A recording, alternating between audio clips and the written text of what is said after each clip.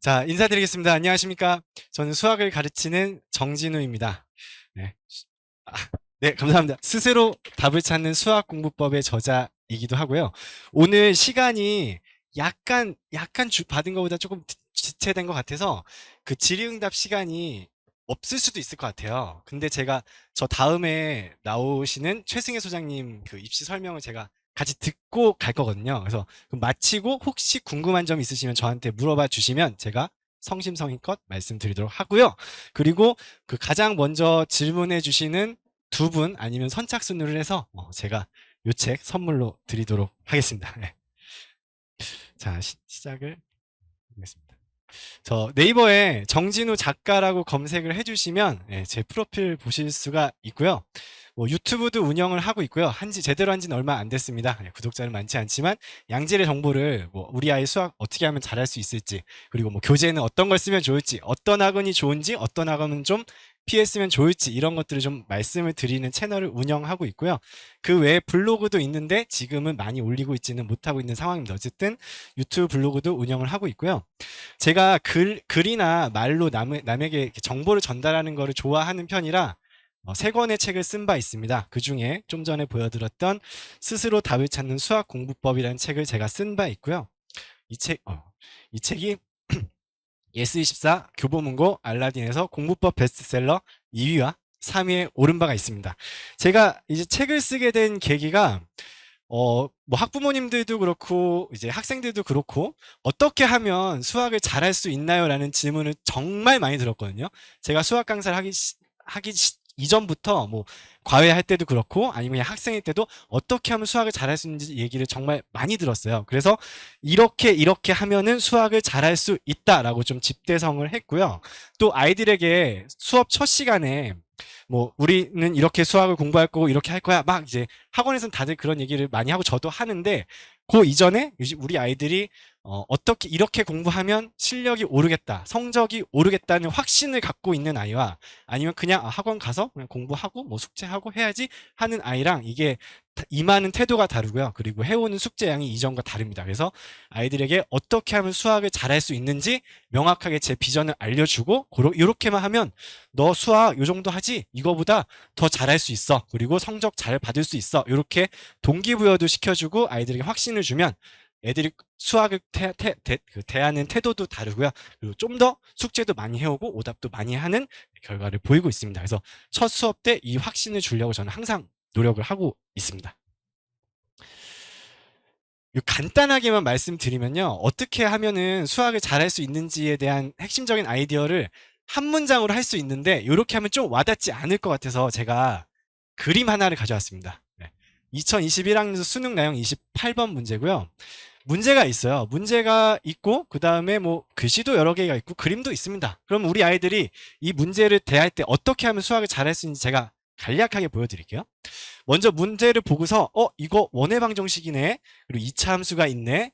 인지를 해주고요. 원의 방정식 2차 함수 고1 때 배웁니다. 물론 2차 함수 중3에도 있습니다. 그래서 수학적으로 대단한 내용 하는 거 아니니까요. 이런 식으로 아이들이 떠올려서 수학을 잘할 수 있겠구나. 요것만 좀 이해를 해주시면 되겠어요.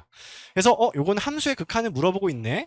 그리고 2차 함수랑 직선이랑 연립하면은 교점 찾을 수 있겠다. 이거를 떠올려 줘야 되는 겁니다. 이것도 시작을 못해서 아이들이 문제를 못 푸는 경우가 있거든요. 그러면 문제를 만약에 틀렸다. 그러면 나는 어디서 틀렸을까? 나는 아예 떠올리지도 못했을까? 이건 떠올렸을까? 이런 걸 이제 제가 잡아주는 거죠. 그래서 혹시 스타트도 못 끊었다면 이거 만나고 있잖아. 교점 잡아봐야지. 그래서 미지수를 몇 콤마 몇인지 모르는데요. T로 한번 잡아보자. 이렇게 제가 이제 옆에서 알려주는 거죠. 이런 식으로 아이디어를 떠올려줘야 문제를 스타트를 할 수가 있고요. 그 다음에 풀이를 들어가는데 교점좌표 설정해야 되겠다. 그리고 OQ의 길이를 구하려면은 두 점 사이 거리 공식 고1 때 배웁니다. 떠올려 줘야 되겠다. 이건 수능 문제니까요. 고2 범위에 해당하는데요.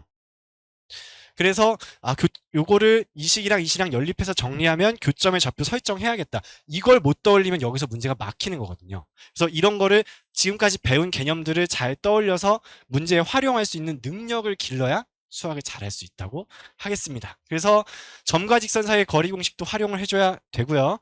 그리고 유리화도 해야 되겠다. 그래서 마무리는 함수의 극한으로 지어야 되겠다. 이런 하나하나를 다 떠올려서 이제 학생들이 문제를 풀어나가는 과정이 되겠습니다. 그래서 하나하나의 개념을 잘 공부를 해야 되고 이렇게 문제를 떠올려서 푸는 연습을 많이 해줘야 됩니다. 다음으로는 이제 최신 내신 출제 경향을 한번 보면요. 이거 많이 들어보셨을 텐데 제가 간략하게만 말씀드리면 세 가지를 써놨는데 크게는 두 가지입니다. 학교 선생님이 백지에서 시험 문제를 어떻게 낼지를 한번 상상해 보면요. 백지에서 1번부터 마지막 번까지 약 20문제에서 한 23문제 정도 되는데요. 이거를 그냥 백지에서 다 내려고 하면은 쉽지가 않단 말이죠. 그래서 어떻게 내냐면 첫 번째 시중 문제집에서 숫자나 아이디어를 살짝 변형해서 문제를 많이 냅니다. 이건 아주 일반적인 얘기고요. 그리고 두 번째는 교육청 모의고사 기출에서 그렇게 많이 변형이 됩니다. 정말 많이 변형이 되고요. 이거는 수학 강사들이라면 대부분 알고 있는 것이고 그리고 얘기도 많이 들으셨을 거예요. 근데 그럼 교육청 모의고사에서 왜 이렇게 많이 내냐?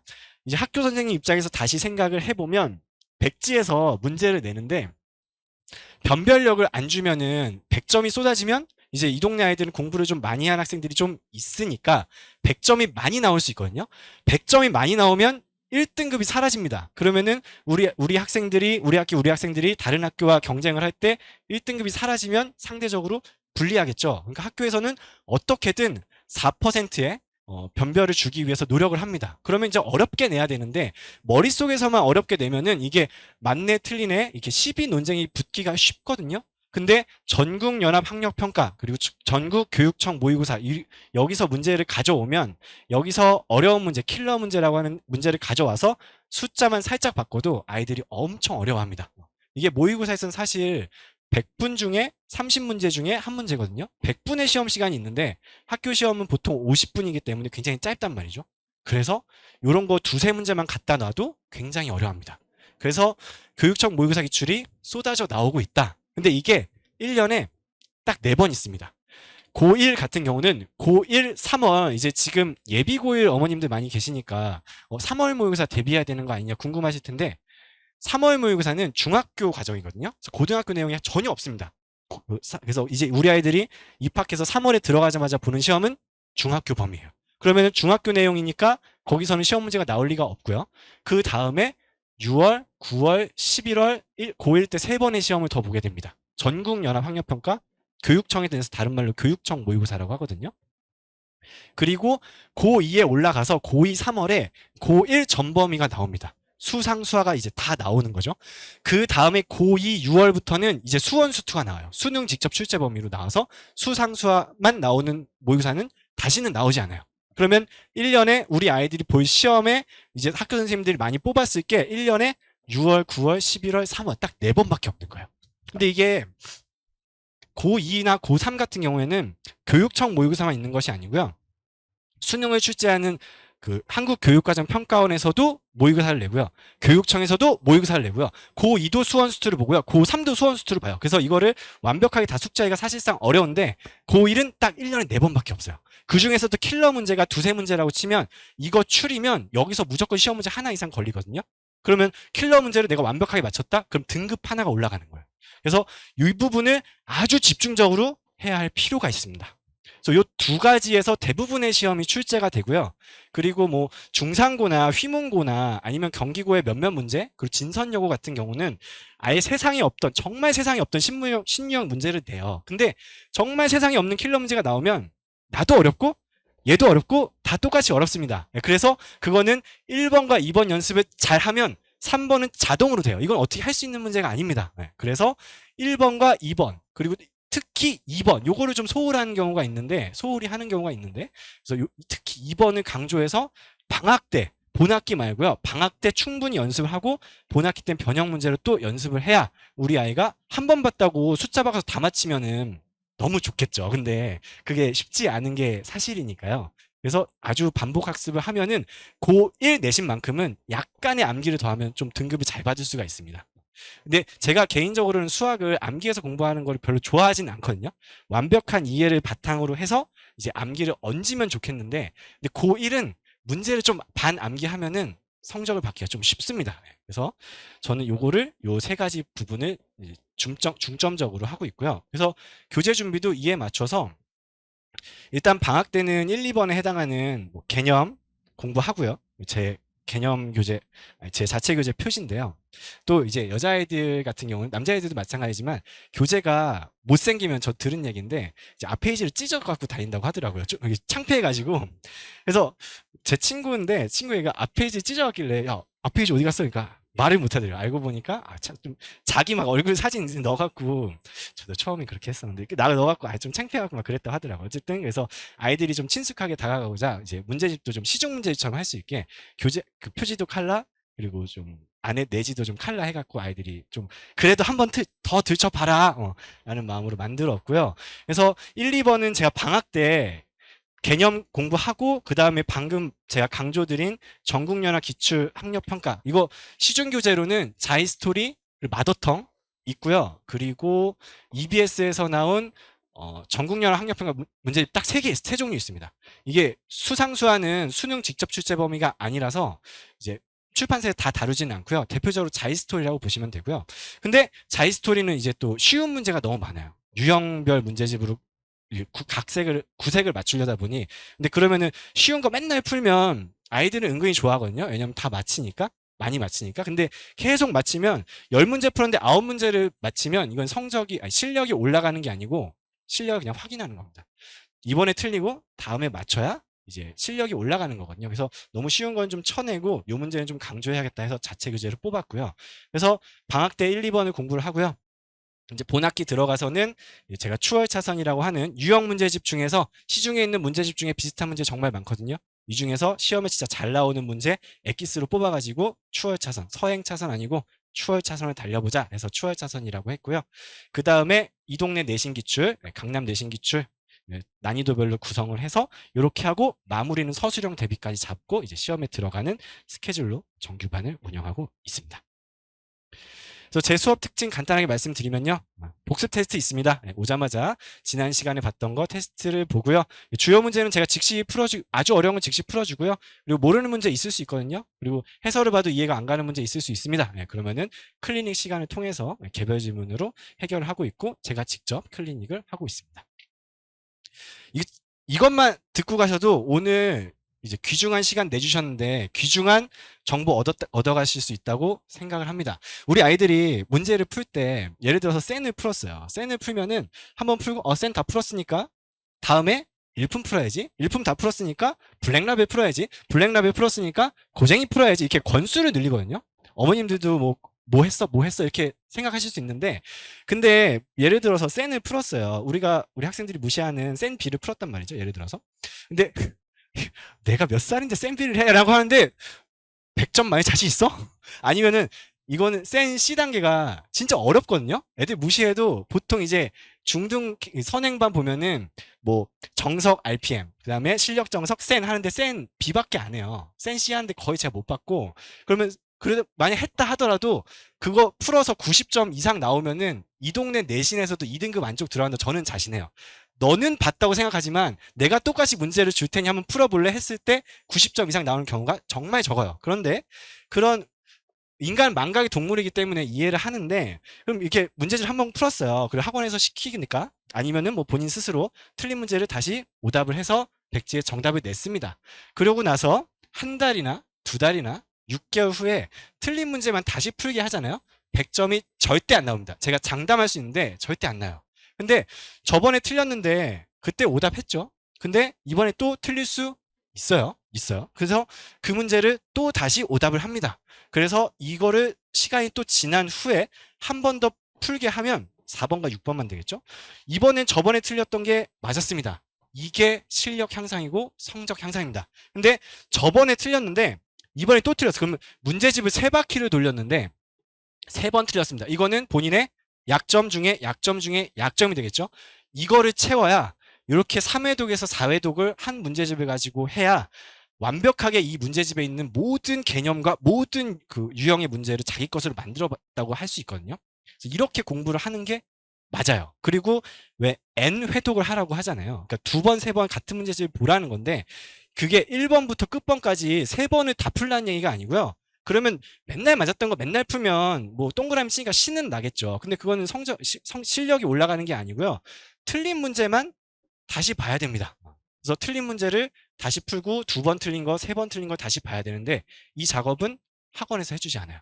왜냐면은 이번 과정에 A라는 과정을 나갔으면 B라는 과정을 할 때 A라는 거를 다시 끌고 와서 하는 게 저번에 안 들었던 학생은 할 수도 없고, 그리고 학원에서 좀 강사도 그렇고 귀찮습니다. 그거 안 해도 충분히 이번 수업만 가지고도 과정이 흘러가니까. 근데 이거는 문제가 있단 말이죠. 그래서 저는 저희 아이들에게 이제 12월에 개강을 해서 시작을 하잖아요. 그러면 이제 뭐 수원하고 좀 이따 말씀드리겠지만 수원하고 수상하고 수화하고 특강까지 해서 수상수화를 2번 보고 이제 가는데, 저랑 같이 했던 정규반 친구들이 3월에 같이 올라가서 수업을 하면 우리 그때 방학 때 했던 문제집 있잖아. 그거 틀린 문제 다시 한번 풀어봐. 그러면은 좋아. 꼭 해봐 하면은 애들이 절대 안 합니다. 그래서 제가 체크해 놓은 걸 보고 누구 다현아, 우리 저번에 방학 때 한 거 요거 있잖아. 이번 숙제는 이거고 거기서 1단원 5단만 딱 해오자 라고 숙제해서 이제 문자로 어머님들한테 딱 나가면 아이가 이제 이거 내 숙제구나 하고서 좀 더 하려고 하거든요. 요렇게 계속 같이 가는 친구들을 관리를 해줘야 이제 구멍난 실력을 메꾸면서 잘할 수 있게 됩니다. 그래서 저는 오답 관리를 제가 쓴 책의 이제 메인 아이디어기도 하고요. 그래서 이제 오답 관리, 틀린 문제를 독사같이 관리를 해줍니다. 이걸 해야 성적이 올라간다고 생각을 하기 때문에. 그리고 요거를 뭐라고 부르냐면 틀린 문제를 이제 보물창고라고 부릅니다. 틀린 문제 이번에 틀렸는데 다음에 맞으면 이게 실력이 올라가는 거거든요. 그래서 이렇게 하려고 최선을 다하고 있습니다. 그래서 문제를 볼 때 이렇게 풀라고 저희 학생들에게 다 전수를 하고요. 20명 중에 19명이 이걸 따라합니다. 어떻게 하냐면요. 문제집에 문제가 쭉 있는데요. 여기 맞았다 틀렸다 표시를 합니다. 틀린 문제는 다시 푸는데 정답을 여기다가 쓰고요. 그 다음에 이제 문제는 이제 다른 데다가 풉니다. 그래서 정답을 여기다가 쓰고 이제 다음번에 풀 때 문제집 자체가 오답 노트를 만드는 거예요. 그래서 여기에 틀린 문제가 있고 답이 1번이라고 생각하면 절대로 여기다가 V 표시 빵 하지 마라. 다음에 풀 때 여기다 V 표시 빵 하잖아요. 그러면은 문제를 풀면서 36이 왜 안 나오지? 왜 1번이 나오지? 나오는 거 맞나? 이렇게 하다가 이렇게 유도하게 되거든요. 아니면 양의 실수를 생각 못했어. 여기다가 막 별표를 쳐요. 그럼 다음번에 풀 때 네가 이걸 못 떠올려서 틀렸는데 여기다가 막 별표를 쳐놓으면 당연히 떠오르겠죠. 메인 아이디어를 못 떠올린 걸 거기다가 막 표시해놓으면 오답하는 효과가 반감되기 때문에 문제집은 깨끗하게, 정답은 우측 하단에, 여기는 맞았다 틀렸다 표시만, 그러면 문제집 자체가 오답 노트로 만들 수 있습니다. 그리고 그럼 다음에 문제집을 다시 봤을 때 다시 한번 풀어보자 했을 때 여기만 이렇게 손으로 가리거나 포스트잇으로 가리면 완벽한 우리 아이 책이 오답 노트가 되는 겁니다. 그래서 이렇게 관리를 하고 있고요. 그럼 문제는 어디다 푸느냐? 여기다가 풉니다. 문제풀이 전용 연습장을 무제한으로 무상으로 나눠주고 있습니다. 그래서 번호 쓰고, 무한 리필 중에 좋은 무한 리필은 이거밖에 못 봤다고 우리 학생이 얘기를 하던데, 그래서 문제 번호 쓰고 예쁘게 안 써도 된다. 뭐 마음대로 써도 되고 한 칸에 다 안 써도 되고 2칸, 3칸, 한 장 막 써도 되니까 문제 번호 쓰고 너가 쓴 풀이만 여기 적어. 이렇게 하면은 여학생들의 20명 중에 20명은 따라하고요. 남학생들의 20명 중에 15명이 따라하고 5명은 따라 안 하는데 계속 이제 뭐라고 해야죠. 하다 보면은 어떻게든 잡아집니다. 그러면 이렇게 하면요, 서술형 연습하는 거 뭐 마지막에도 하지만 자연스럽게 대비가 되고요. 그리고 본인이 엄마 나 실수해서 틀렸어. 너는 실수해서 왜 이렇게 많이 틀려? 그럼 그게 실수가 진짜 계산 실수인지 아이디어를 못 떠올린 건지 아니면은 어떤 특정 개념이 부족한지 이걸 보면은 다 나옵니다. 그래서 이거를 제가 들여다보고 숙제검사도 몇 명이 됐든 제가 직접 다 숙제검사를 하거든요. 클리닉도 제가 직접 하기 때문에. 그래서 뭐가 부족한지 강사는 알 수 있어요. 근데 클리닉 전용 전담 선생님은 알 수가 없겠죠. 엄마들도 알 수 없습니다. 그래서 진짜 실수라고 하는 게 진짜 실수인지 단순 계산 실수인지 뭐가 부족한지를 파악하는 용도로도 활용하고 있습니다. 그래서 문제풀이 전용 연습장을 활용하고 있고요. 수업에서 매 수업 중요 문제, 그 중에서도 교육청 그리고 고1, 고2 같은 경우에는 아니면 예전 범위 같은 경우에 수상수화가 수능에 나온 적도 있거든요. 그래서 최근 15개년 또는 10개년 여기 수능 기출을 분석해서 꼭 풀어야 되는 문제는 이렇게 워크북 형식으로 제공하고 숙제로 나가고 있고요. 기본서 보는 방법, 오늘 시간이 길진 않아서 여기서 말씀드리기 어렵지만 제가 첫 수업 때 이 기본서 보는 방법, 그리고 해설지는 도대체 언제 봐야 되는 거냐, 봐야 되는 거냐, 엄마한테 맡겨놔야 되는 거냐, 아니면 바로 봐도 되냐, 5분에서 10분을 고민해야 되냐, 이런 거 고민 많잖아요. 이런 문제는 이렇게 하고 이런 문제는 몇 분 이상 하고 어떤 문제는 바로 봐. 요거를 제가 수업 시간 때 우리 아이들에게 알려줍니다. 그러면 기본서는 이렇게 보면 되고 수업 그 틀린 문제 해설 참고는 이렇게 하면 되겠구나. 그리고 클리닉은 어떻게 활용하면 되겠구나를 인지하고 그거를 계속 트레이닝하면 이제 어머님들이 뭐 해설을 뺏어갖고 뭐 답을 모른다. 근데 센 B 같은 경우는 하나 아이디어 떠올리면 바로 풀 수 있거든요. 그런 거는 너무 막 30분, 1시간 붙잡으면은 그러면은 이제 주어진 3년 안에 수능을 못 봐요. 시간이 너무 오래 걸려. 10년 할 건 모르겠는데 수학만 하는 것도 아니고, 그죠? 그래서 효율적으로 최대한의 이제 성과를 내야 되기 때문에요. 그래서 그렇다고 무조건 해설지를 보라도 아니고요. 특별한 방법이 있습니다. 그래서 또 제가 첫 수업 때 개강할 때 우리 아이들에게 전수를 해줍니다. 그래서 제가 이제 클리닉 말씀드릴 텐데요. 대치동에서 클리닉을 안 하는 학원이 거의 없을 거예요. 대부분의 학원에서 클리닉을 하는데요. 혹시라도 이제 클리닉이 있는데 이제 조교들만 들어가는 경우에는 이게 좀 문제가 있어요. 왜냐면은 저는 우리 아이들의 실력도 알고 그리고 상태도 알고 연습장을 보면은 어떻게 풀었는지 어디가 부족한지 아는데 이제 클리닉에 조교만 있으면은 이제 분위기가 어떠냐면은 앞에서 조교 선생님들이 대학생 조교가 대부분이겠죠. 앞에서 기다려요. 그래서 문제가 뭐 질문 있으면 가든지 오든지 하거든요. 근데 저는 오는 것도 마음에 안 들긴 하는데 가서 애들이 오려면 또 용기가 필요하잖아요. 그리고 수줍음이 많으면 이거 물어보면 이거 혼나는 거 아니야? 괜히 그런 거 아니야? 라고 하면서 못할 수도 있잖아요. 근데 연습장을 딱 보면은 이거를 왜 못 풀었는지 손도 못 댔다. 그러면 처음부터 알려줘야 되고요. 아니면 이 아이는 좀 잘하는 친구라서 아이디어 조금만 알려주면은 저 알 수 있을 것 같아요. 이런 아이도 있고 아니면 그렇게 혼자 해결하기가 좀 어려워서 하나하나 풀어줘야 하는 아이도 있거든요. 근데 클리닉 선생님은 이거 절대 모릅니다. 왜냐면은 아이를 처음 봤기 때문에. 그리고 이게 클리닉 선생님의 그 급여 문제와도 관련이 있는데요. 대부분의 클리닉 선생님은 여기 와서 앉아있는 시간만 시급을 받거든요. 그러니까 준비를 해올 이유가 많이는 없는 거예요. 근데 가끔 성실한 선생님들은 이제 조교 선생님들은 먼저 자기가 풀어와요. 근데 그게 1년, 2년 가는 경우는 많이 못 봤거든요. 저 같은 경우에는 먼저 오게 해서 주요 어려운 문제를 먼저 풀리고 이제 클리닉에 들어가요. 그러면은 문제 질문 하자마자 조교가 물어보더라도 이제 바로바로 답이 가능하기 때문에. 근데 강사가 없는 클리닉은 우리 아이의 상태를 모르기 때문에 추천드리지 않습니다. 근데 저는 클리닉을 제가 직접 하고 있습니다. 그래서 제 성적 향상 필승 전략이라고 했는데요. 성적이 오르지 않을래야 오르지 않을 수가 없습니다. 첫 번째, 정규반 수업에서 개념과 주요 문제를 익히고요. 그 다음에 숙제를 합니다. 그래서 실력을 높이고요. 숙제를 했는데 모르는 문제가 있을 수 있고 해설지를 참고해도 도저히 모르겠다는 문제가 있을 수 있죠. 그리고 뭐 손도 못 대겠다는 문제 이런 거를 클리닉에 가지고 와서 저한테 물어보면 제가 수업 때 진행했던 것과 같은 풀이 방식, 같은 개념 정리로 해결을 해줍니다. 그러면 공부하고 숙제하고 그다음에 클리닉 시간에 모르는 거 해결하면 당연히 성적이 오르고 당연히 실력이 오를 수밖에 없겠습니다. 그래서 학기 중에는 이번에 12월에 개강하는 반이 있는데요. 학기 중에는 당일 클리닉 운영하고요. 그리고 방학 중에는 이제 월요일 아이들 학교 안 가는 시간에는 월금 2시에서 5시 오전에 수업을 들으면 오후에 들으면 요 중간 시간에 해서 클리닉하고 수업 들을 수 있게 필수입니다. 필수로 모르는 게 하나도 없으면 클리닉에 참여 안 해도 되는데요. 그럴 리 없습니다. 그래서 필수로 참가를 시키고 있습니다. 그래서 뭐 이건 대부분 학원에서 똑같이 하는데요. 매 수업 후 문자로 수업 피드백 드리고요. 그다음에 뭐 과제 상황, 우리 아이 시험 점수는 어땠는지, 상대적으로 몇 점인지 이렇게 피드백 드리고요. 그리고 결석생 부득이하게 결석을 했다. 그러면은 이제 영상 촬영한 거를 유튜브 링크로 보내주고 그 현관과 동일한 자료를 PDF 파일로도 받아보실 수 있게 하고요. 종이로 받아보고 싶어요 라고 하면은 와서 가져가시면 되겠습니다. 제 시간표 간단하게 말씀드리면요. 연간 커리큘럼입니다. 이번에는 요거에 집중해서 보시면 될 것 같아요. 수학 하루 시작하고요. 12월입니다.